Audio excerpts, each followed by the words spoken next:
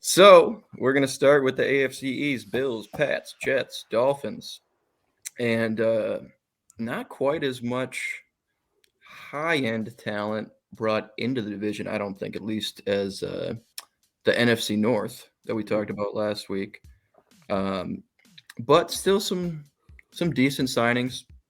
I'll start with we'll start with Nick. This is his division. What was your favorite free agent signing for your Bills or any other team in the division? All right. So obviously there haven't been too many crazy signings other than the trade that happened down in Miami with Jalen Ramsey, which is obviously a prominent one.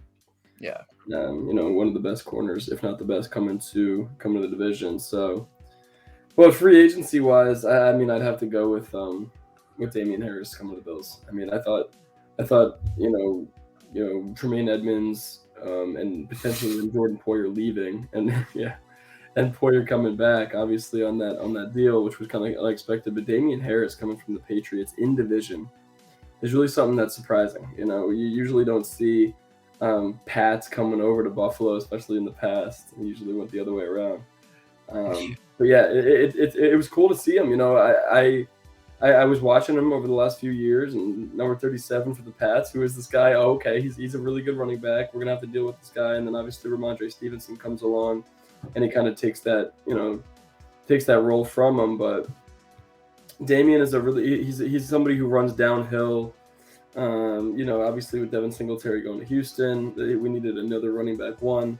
James Cook, obviously in the mold, but this is going to be a really good tandem if we can use them and utilize them correctly. So it's up to Ken Dorsey and the offense now to be able to run the ball effectively. I think being in Buffalo, if we had Damian Harris last season in that playoff game against Cincinnati and used him the way that we were supposed to, we would have been able to at least rack up a lot more yards than we actually did because we were trying to have Josh run too much. So I thought that was definitely the best signing so far of the division. Obviously in New England, not much has happened, and not much has happened for the Jets just yet, other than a couple of moves like Al Lazard and things like that. But obviously we're still waiting on Aaron Rodgers, which is pretty inevitable that he'll be signing there. But it's a trade. It's a trade. It's not signing. So yeah, I would say for sure, Damian Harris coming to the Bills. That should definitely help the running game that we've really been struggling with since Shady McCoy left. Yeah. 1 year like 2.5 or something Yeah, like that.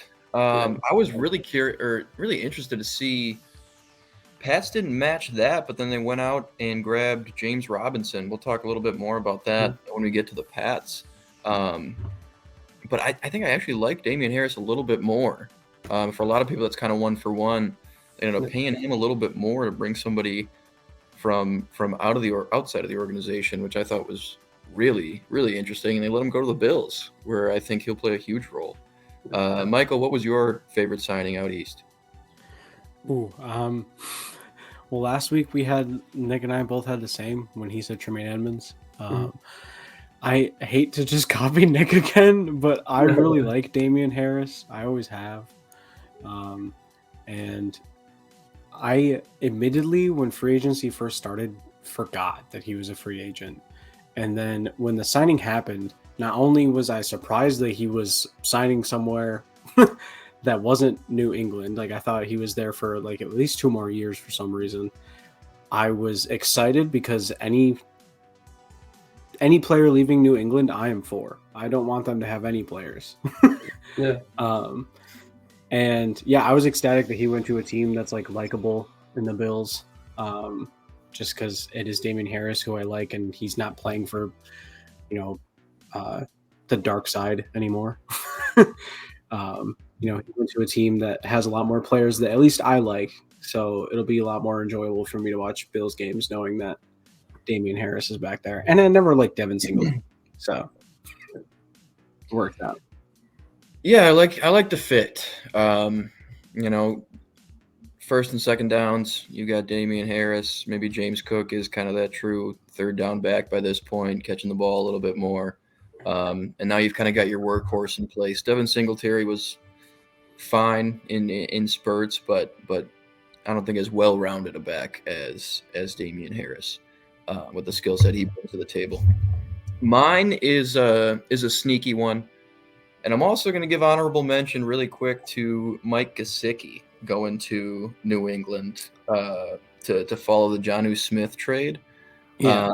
I thought that was only 4.5 mil on a 1 year for him, which is really unfortunate for him, turning down the tag, if I'm not mistaken. And then the tight end market was just really deflated by what's probably going to be a really good tight end class coming out of college. But mine's David Long to Miami, the linebacker.